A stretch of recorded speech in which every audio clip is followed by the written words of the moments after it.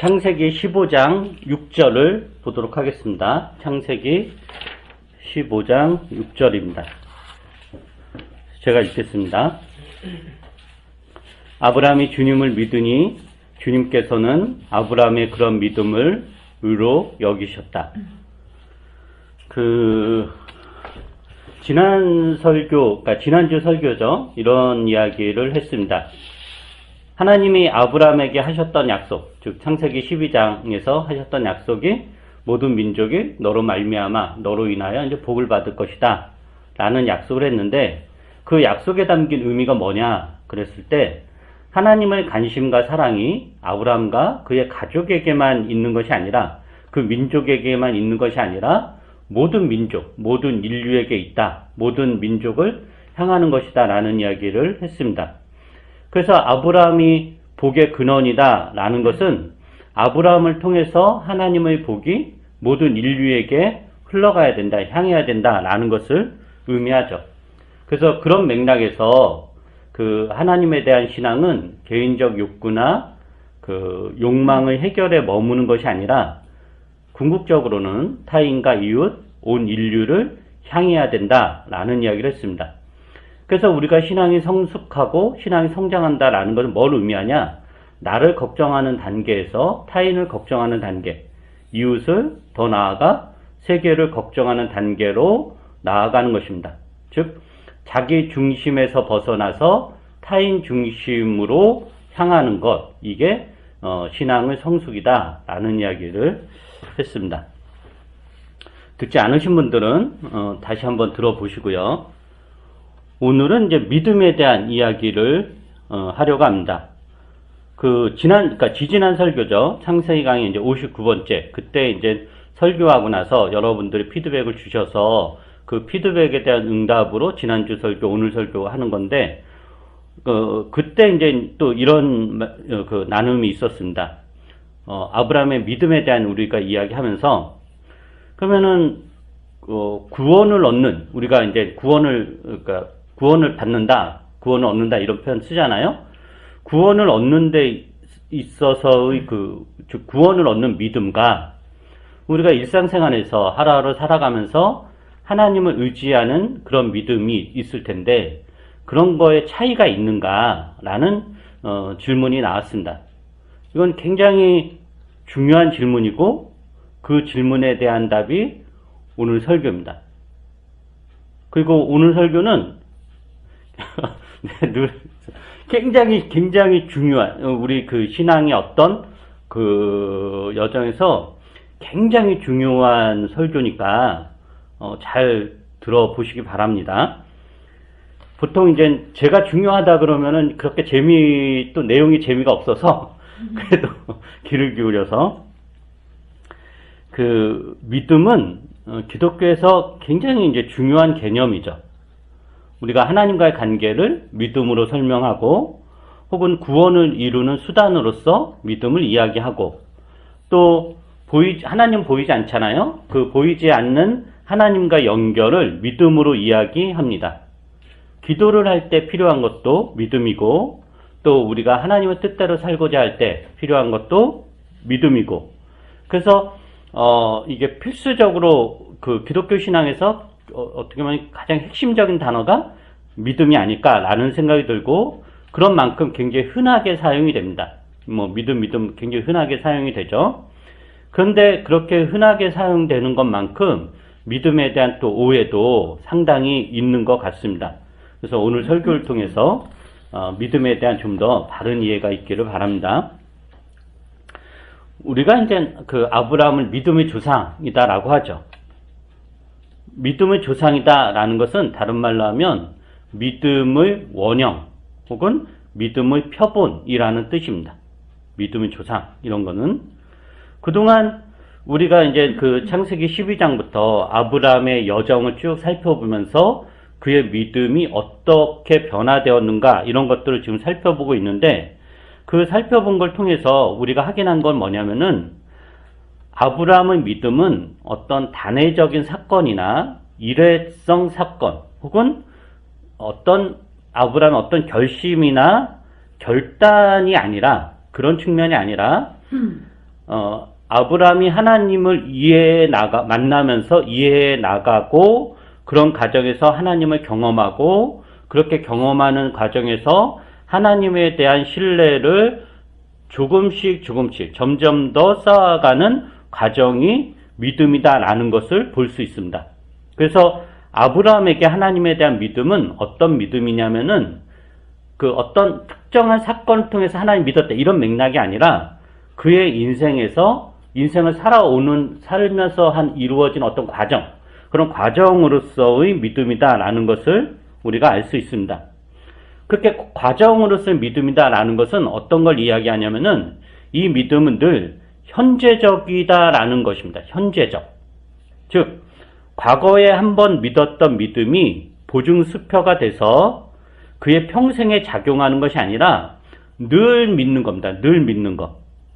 그러니까 아브라함의 믿음의 특징은 뭐냐면은 과거의 믿음이 현재를 만들어내고 현재의 믿음이 미래를 만들어내는 연속적인 과정인데 여기에서 핵심은 과거도 아니고 미래도 아니고 현재다라는 거예요. 그래서 과거의 믿음이 현재의 믿음을 만들어낸다라는 의미는 과거의 믿음을 현재에 그대로 답습하거나 똑같이 재현하는 측면 그런 것이 아니라 과거의 믿음이 현재를 만들어내면서 동시에 과거의 믿음은 뒤로 사라지고 그것은 이제 퇴물이 되는 거죠. 그건 없어지고 그 역할을 다 하는 거예요. 다 물러나는 거다라는 거예요. 현재 중요하다는. 그래서 믿음의 내용은 고정불변의 것이 아니라 하나님에 대한 이해가 깊어지면 깊어질수록 믿음의 내용도 이제 깊어진다라는 거죠. 지금 제가 하는 말이 이게 무슨 말인지 잘 이해가 안 될 수도 있는데 제가 쉽게 예를 들어볼게요. 아브라함의 경우를 봐서 하나님에 대한 아브라함의 이해와 믿음은 처음에 갈대아 우르에서 불러냈고 하란에서 정착해서 살면서 또 불러냈고 가나안 땅에 들어가고 막 이런 과정이 있잖아요. 그랬을 때 처음에 아브라함은 하나님을 어떻게 여겼냐면은 우리의 가족을 지키는 우리 가족의 수호신 정도. 그리고 조금 더 나아가서 우리 부족을 지키는 부족신 정도로 여겼을 것입니다. 그죠? 아브라함은 그 정도의 하나님에 대한 이해를 가지고 하나님을 믿습니다. 하나님은 우리 가족을 보호하는 신이구나. 하나님은 우리 부족을, 우리 가문을 지키는 신이구나. 라는 이해를 가지고 하나님에 대한 믿음을 갖습니다. 그러면은 이러한 하나님에 대한 믿음이 잘못되었는가? 즉 아브라함이 하나님은 우리 가족을 지키는 신이야. 하나님은 우리 부족을 지키는 부족신이야. 라는 이해를 가지고 있었는데 그러한 믿음이 잘못되었는가? 라는 거예요. 우리가 알고 있는 하나님은 일개 가족의 수호신이나 부족신이 아니죠. 우리가 알고 있는 하나님은 어떤 분이에요? 온 우주 만물을 창조하신 하나님이에요. 온 인류의 하나님이시고 천주의 주제시다라는 거예요.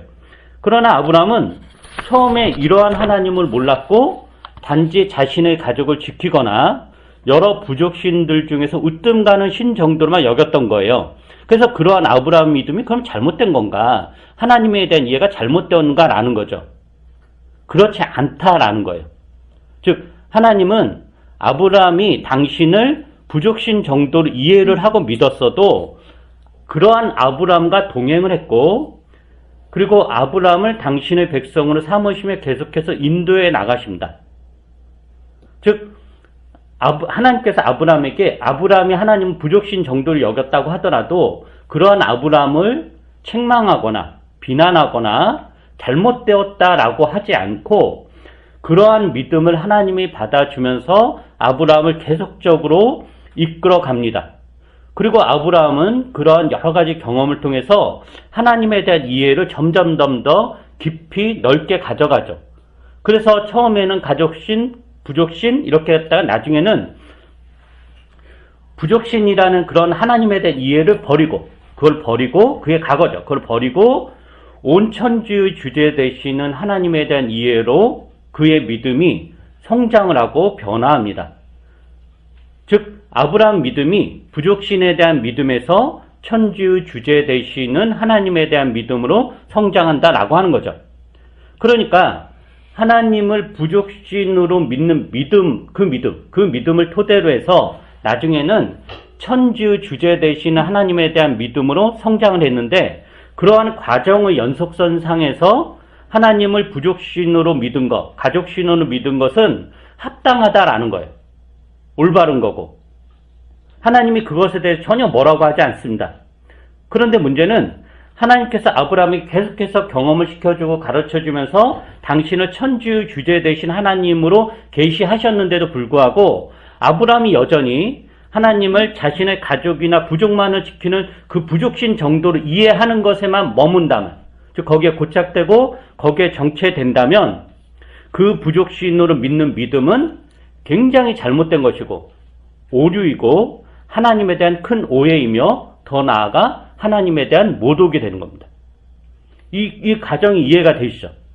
그래서 이런 맥락에서 과거의 믿음, 예를 들면 부족신으로 하나님 믿는 것, 그 과거의 믿음은 현재의 믿음, 즉 온 인류의 하나님 믿는 것, 그 과거의 믿음은 현재의 믿음을 낳으면서 산출한 거죠. 산출하면서 과거의 믿음은 뒤로 물러나야 되는 건데, 그게 물러나지 않고 계속 현재에 머문다면 그 믿음은 잘못된 믿음이고 하나님을 심각하게 오해하는 거다라는 거예요. 그래서 이런 맥락에서 믿음의 내용은 고정불변하는 것이 아니라 변화하는 것이며 늘 성장하는 것이다라는 거죠. 자, 한번 여러분 이런 것을 생각을 해보세요. 상상을. 아브라함이 이제 아주 나이가 이제 노년이었을 때를 상상을 해보세요. 그러면 이제 아브라함이 이제 아들이 이제 이삭이 낳고, 또 이삭이 또 그 아들들을 낳잖아요. 그리고 그 아들들이 또 이렇게 또 자녀들 낳을 거예요. 낳단 말이죠. 그때 이제 그 노년의 그 아브라함이 손자 손녀들에게 자신이 경험한 하나님에 대해서 이제 가르치는 거, 이야기를 해주는 거죠.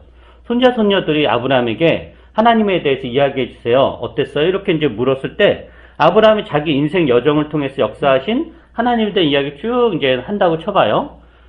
그때 하나님이 나한테 갈대아 우르에서 나타나서 혹은 하란에서 나타나 이렇게 말씀하셨고, 그때 나는 하나님을 이렇게 생각을 했었다. 그래서 하나님 인도를 따라 가나안에 갔고, 거기서 하나님이 나한테 복 주셔서 하나님이 우리 가족을 정말 사랑하시는구나, 우리가 축복하시는구나 했는데, 그때 막 큰 기근이 일어나서 이집트로 내려가게 됐어.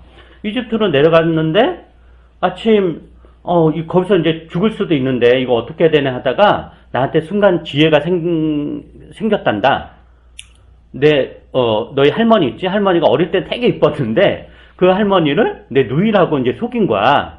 나는 그때 그게 하나님이 나에게 주신 지혜라고 생각했고, 그래서 그 이집트에서 굉장히 큰 재산도 얻고 그랬단다. 그런데 나중에 하나님께서 그 바로의 집안을 심판하시고, 그러다가 하나님이 내가 생각했던 분이 좀 다르네? 이런 분이셨네? 이런 식으로 아브라함이 자기의 손자 손녀들에게 자신이 경험한 하나님에 대해서 이야기했을 거다 말이죠. 그러면서 그거는 연속선상이 있는 거죠. 하나님에 대해. 그 연속선상이 있으면서 동시에 그때 내가 하나님을 그렇게 이해했는데 이런 사건을 겪고 이런 경험을 하다 보니까 또 하나님 나에게 나타나 말씀하신 걸 듣다 보니까 내가 이해했던 하나님이 그런 하나님이 아니었구나, 더 큰 하나님이었구나 라는 식으로 하나님에 대한 이해가 계속해서 얼마나 깊어지고 넓어졌는지를 이야기해 줄 겁니다. 그런 과정에서라면 아브라함의 그 경험은 그 어떤 것도 버릴 수 있는 게 아닙니다. 아브라함이 하나님을 가족신 정도를 여겼어도 그거는 굉장히 중요한 신앙이고, 왜냐하면 지금의 신앙을 만들어낸 거니까. 그렇지만 만약에 아브라함이 그때 머물렀다면 그 신앙은 굉장히 이제 잘못된 것이다 라는 거죠. 그래서 이제 이런 맥락에서 여러분 개인을 한번 생각해 보셔야 돼요. 여러분이 이제 기독교 신앙에 입문해서 대체적으로 우리 교회 교우들은 이제 뭐 몇 분 빼고는 다 어릴 때부터 그 열심을 다하여 신앙생활을 했던 분으로 제가 다 알고 있는데, 기독교 신앙에 입문해서 하나님에 대한 믿음을 처음 가졌을 때와 지금의 믿음을 한번 비교를 해보세요. 내가 중고등학교 때 중고등학교 때 교회 다니신 분들 꽤 있잖아요. 그 분들은 그때 내가 하나님을 어떻게 생각했는가, 하나님에 대한 이해가 어떠했는가, 그리고 20대 청년 시절에 하나님에 대한 이해는 어떠했는가? 30대, 40대, 혹은 50대 하나님에 대한 이해와 믿음이 어떻게 변했고 어떻게 달라졌는가? 얼마나 깊고 넓어졌는가를 생각을 해보셔야 돼요. 근데 그렇게 생각을 하는데 아무 변함이 없다. 10대나 지금이나 똑같다. 아무 변화도 없다. 그러면 그게 죽은 믿음이다라는 거. 죽은 믿음. 잘못된 믿음인 거죠. 그냥 그저 내가 중고등학교 때 알았던 하나님에 대한 이해와 믿음을 금과 옥조처럼 지금도 가지고 있다면 그건 아무 성장도 없는 겁니다. 그때가 좋았지. 그때는 내가 정말 순수하게 하나님 믿었는데 말이야. 나 그때로 돌아가고 싶다. 라는 마음이라면 한참 잘못된 것입니다. 왜냐하면 정상적인 믿음이라는 것은 자라기 때문입니다.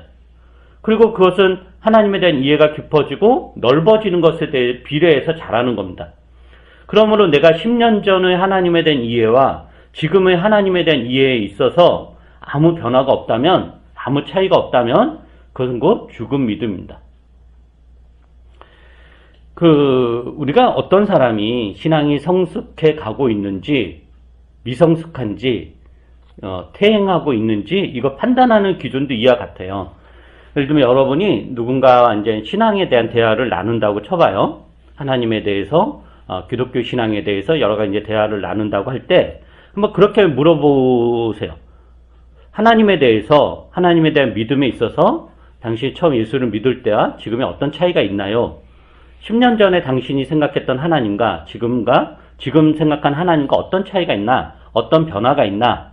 하나님에 대해 더 알게 된 것은 무엇인가요? 라고 한번 물어보세요.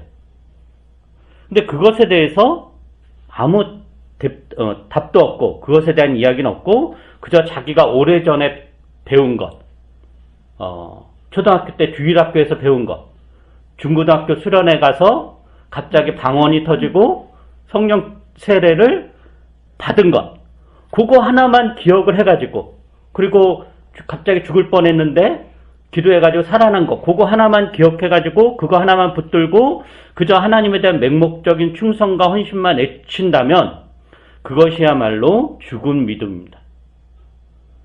근본주의자들의 신앙이 이와 같은 거예요. 근본주의자들은 배우지도 않고 성장하지도 않고 변화도 없습니다. 화석이에요, 화석.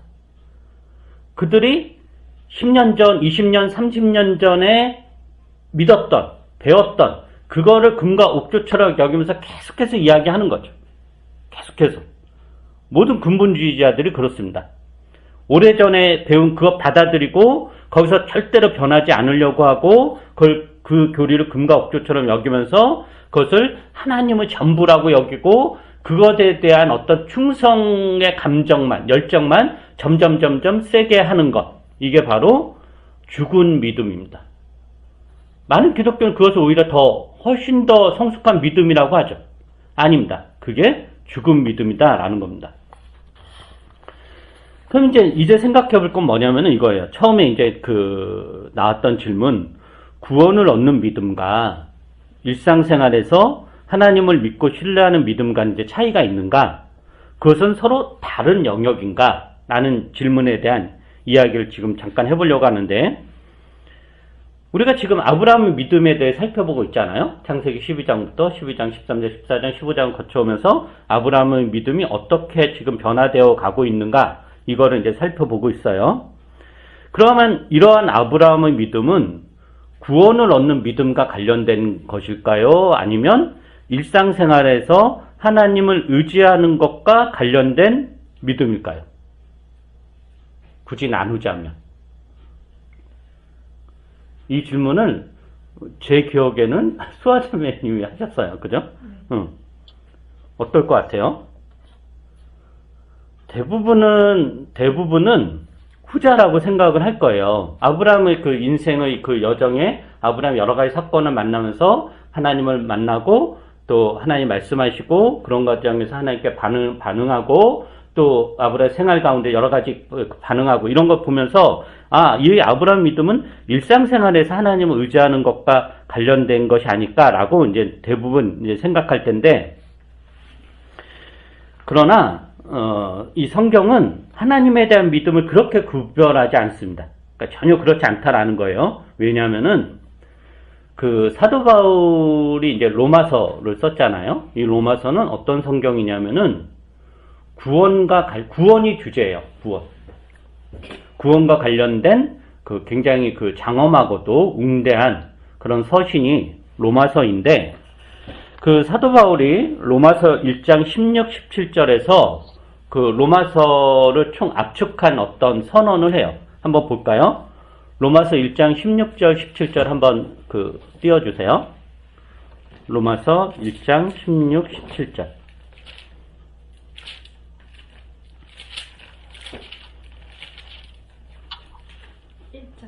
예, 1장 16절, 17절을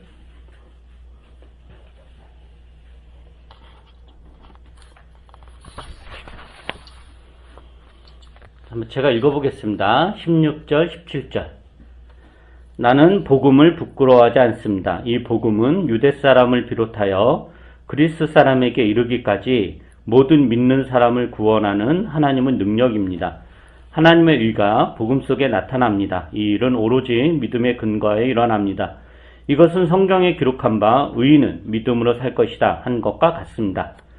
자, 사도 바울은 이제 복음을 부끄러워하지 않는다라고 그래요. 그 이유가 뭐죠? 이 복음은 모든 믿는 사람을 구원하는 하나님의 능력이기 때문이다라는 거예요.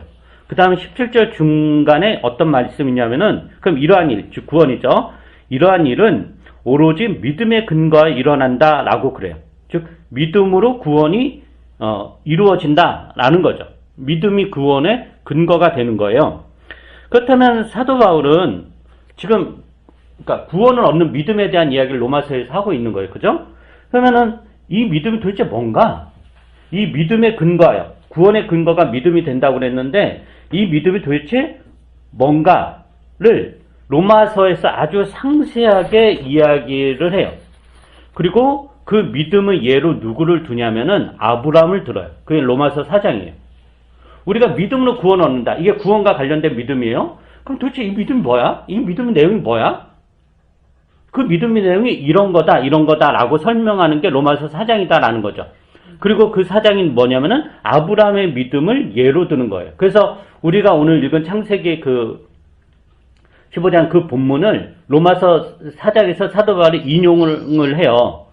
그래서 로마서 4장에서 아브라함의 믿음을 다루면서 이 믿음이 구원의 근거가 된다는 이야기를 하는데, 즉 그런데 아브라함이 어느 한 시점에 하나님을 믿었다라는 특정 사건이 아니라 아브라함은 전생에 걸쳐서 나타나는 하나님에 대한 믿음을 사도 바울이 이야기하고 있다라는 거죠.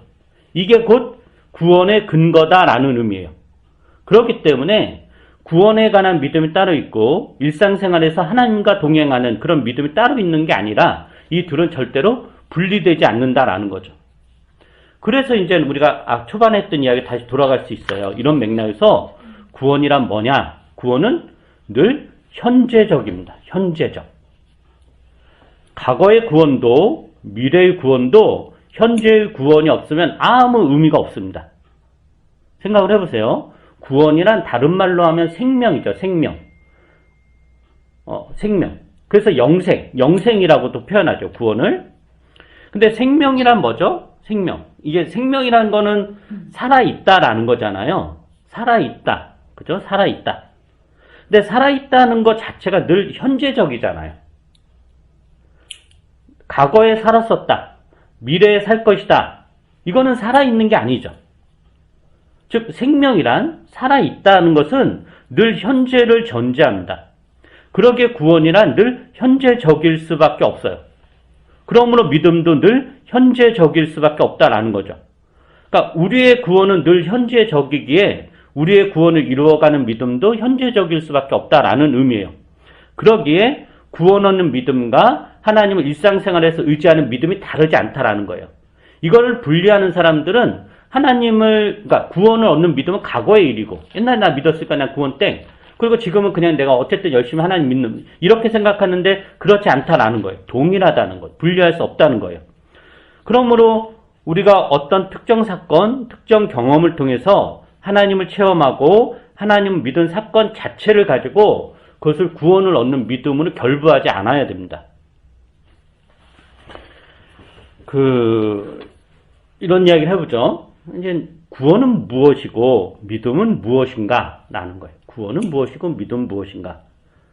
우리가 구원을 여러 가지 말로 표현할 수 있어요. 그죠? 뭐, 죄에서 벗어나는 것, 천국에 가는 것, 영원히 사는 것, 뭐, 행복하게 사는 것, 혹은 뭐, 고통에서 벗어나는 것, 여러 가지 그 맥락으로 구원을 이제 설명할 수 있어요.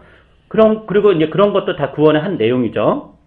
근데 제가 가장 좋아하는 구원에 관한 묘사는, 저는 이게 가장 성경적이라고 생각하는데, 구원에 관한 묘사는 뭐냐면은, 하나님과의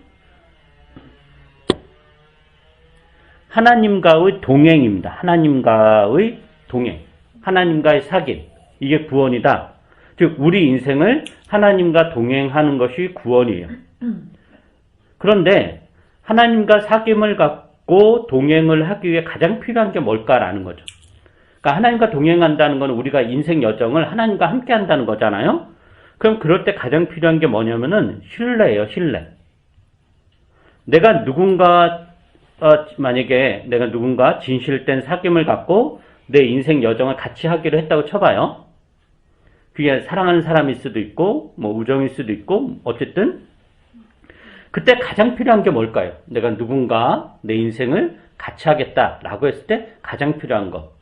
물론 돈도 있겠고 여러 가지 것도 있어야 되겠지만 가장 중요한 거는 상대방에 대한 신뢰죠. 신뢰, 믿음이죠. 그럼 이 신뢰란 뭐냐면은 지금 우리 관계의 미래라든가 아직 이루어지지 않은 미래에 대한 어떤 믿음이기도 해요. 즉 내가 누군가를 신뢰한다라고 할 때 그것은 그 사람과 미지의 영역을 같이 갈 수 있다라는 것을 의미하는 거예요. 앞날이 보이지 않아도 어떤 일이 벌어질지 몰라도 나는 이 사람을 신뢰하기에 같이 가는 거죠. 이게 바로 믿음이다라는 거예요. 그러니까 믿음이란 한마디로 하나님에 대한 신뢰예요. 하나님에 대한 신뢰로 우리는 하나님에게 우리 인생을 맡기며 하나님과 동행할 수 있어요. 그리고 이게 구원이다라는 거죠. 그래서 아브라함은 그의 평생에 여러 가지 인생 경험을 통해서 또 하나님과 대화를 통해서 하나님이 주시는 말씀을 통해서 하나님에 대한 신뢰를 점점 쌓아갑니다. 심지어 아브라함의 실패조차도 그거는 무너짐이 아니라 하나님에 대한 신뢰를 쌓아가는 재료로, 굉장히 유용한 재료로 사용이 됩니다. 그래서 우리가 아브라함을 믿음의 조상이다라고 하는 거죠. 그렇다면 결론적으로 여러분은 어떤가라는 거예요. 지금 우리가 구원을 이루어 가고 있는가라는 거죠.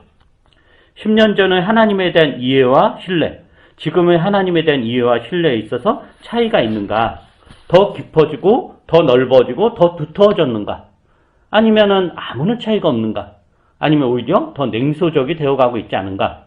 이런 것들을 고민하셔야 됩니다. 우리의 구원은 지금도 이루어지고 있습니다.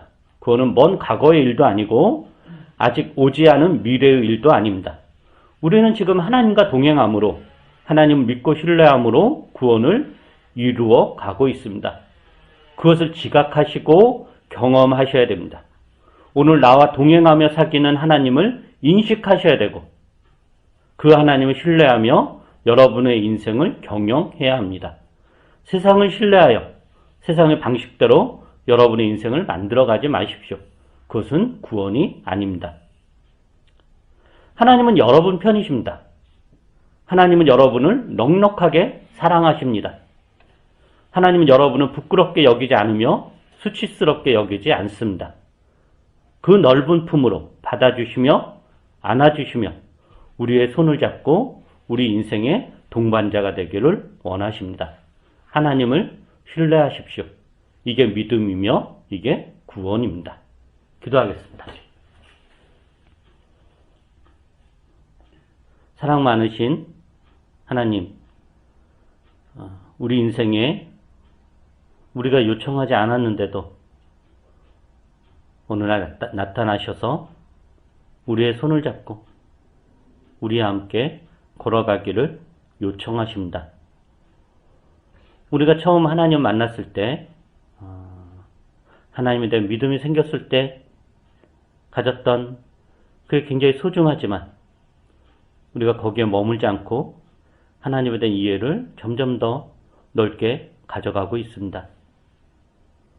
우리의 신앙이 10년 전, 20년간 지금 생각하면 많이 달라지고 많이 변화되었을 텐데 오히려 그것이 하나님을 더 신뢰하고 더 믿고 더 깊이 이해한 결과다라는 것을 오늘 말씀을 통해서 우리가 다시 한번 확인하게 됩니다. 그러나 또 한편으론 우리에게 아무런 변화가 없는지 아무런 성장이 없는지 또한 이런 것도 우리가 두려운 마음으로 우리 자신을 보게 됩니다. 하나님 저희들을 자비롭게 여기시고 우리의 마음을 늘 어루만져 주셔서 우리가 하나님과 동행하는 이 삶을 멈추지 않게 해 주시옵소서. 때로는 삶이 고달퍼서 넘어질 때도 있고 우리의 연약함으로 실수할 때도 있고 죄를 지을 때도 있고 무너질 때도 있지만 그것이 우리 인생을 결정짓는 것이 아님을 알게 해주시고 다시 일어서서 다시 하나님의 내미시는 그 손을 잡고 이 신앙의 길을, 이 구원의 길을 넉넉히 걸어갈 수 있도록 은혜를 베풀어 주시옵소서. 감사드리며 예수님 이름으로 기도합니다. 아멘.